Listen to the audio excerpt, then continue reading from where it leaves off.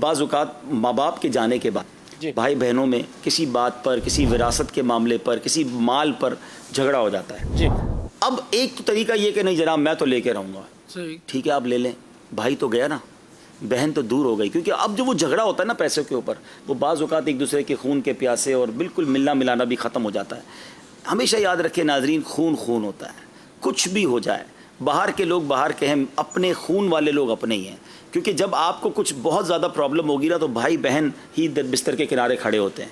میرے فیس بک پر ہزاروں فرینڈز ہیں، لیکن بیمار ہونے پر مجھے میرے گھر والے ہی سپورٹ کرتے ہیں. گھر والوں سے بگاڑی ہوئی اور دنیا میں میرے لاکھوں چاہنے والے ہیں. تو گھر میں پہلے آپ اپنا سپورٹ تو حاصل کریں نا، تو اس کے لیے سیکریفائس کرنا ہوتا ہے. تو میں نے کئی ایسے بھائیوں کو دیکھا، بہنوں کو دیکھا کہ وہ وراثت کے معاملے اور دیگر معاملے میں کہا نہیں حق تو لے کر رہوں گا، چاہے عدالت میں جانا پڑے، چاہے پولیس بلوانی پڑے. پولیس بلوا کر عدالت میں جا کر مار کٹائی کر کے حق تو لے لیا، بھائی کھو دیا. میں ایک مثال کے ذریعے سمجھاتا ہوں. جی یہ تصویر ہے، یہ ماں باپ جو ہے نا یہ ہیں، یہ پورے خاندان کو لیڈ کر رہے ہیں.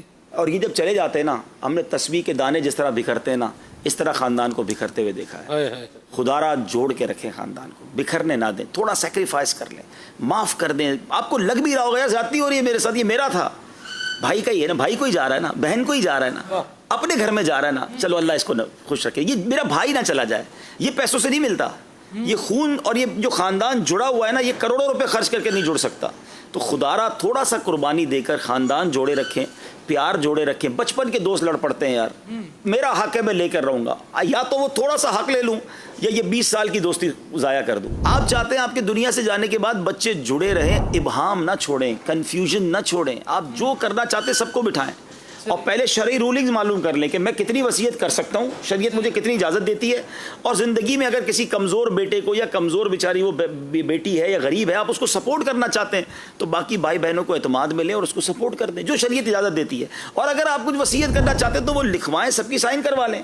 آپ جب چیزیں کلیئر کر کے جائیں گے تو آپ کے بچے جڑے رہیں گے. ایسے ماں باپ نے بعض اوقات کام کیے کہ بعد میں ماں باپ کے کہے پر بچے لڑ پڑے اور وہ دوریاں ہو گئیں. تو یہ پیسہ بڑی خطرناک چیز ہے سلمان بھائی، یہ اپنوں کو بھی دشمن بنا دیتا ہے. مثال کے طور پہ ایک بیٹا، یعنی کئی بچے تھے، والدین نے اپنے بچوں کو شادیاں کروائیں اور گھر بنا دیے.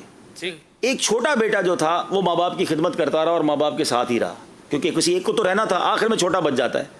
ٹھیک ہے جناب، اس کی بھی شادی ہو گئی لیکن وہ اپنی فیملی کے ساتھ ماں باپ کے ساتھ رہا. مثال کے طور پہ والدہ کا یا والد کا انتقال ہو گیا، پھر بھی وہ رہا.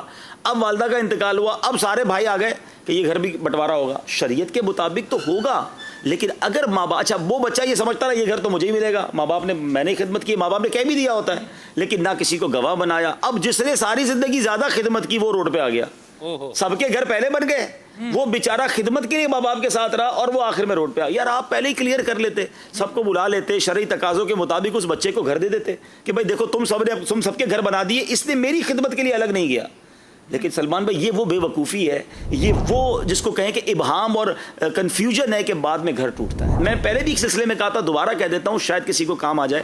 میری والدہ کو اللہ جنت نصیب کرے، ہمیشہ ایک بات کہتی تھی، بیٹا میرے مرنے کے بعد بھی جڑے رہنا، آپس میں ایک رہنا. ہمارے والدین نے سب چیزیں پیپر پہ لکھی، سب وصیت لکھی، سب بھائی بہنوں کی سائن کروا لی. سلمان بھائی الحمدللہ آج بھی ہر ہفتے جس طرح ہم والدین کے گھر جمع ہوتے تھے، ہم ہر ہفتے الحمدللہ آج بھی سارے بھائی بہن جمع ہوتے ہیں. اور ہم نے نیت کی ہے کہ انشاءاللہ مرتے دم تک ہم یہ جاری، اللہ یہ محبت سلامت رکھے، کیونکہ والدین نے ابہام نہیں چھوڑا تھا، ورنہ پھر وہی دوریاں ہو جاتی، کنفیوژن ہو جاتی.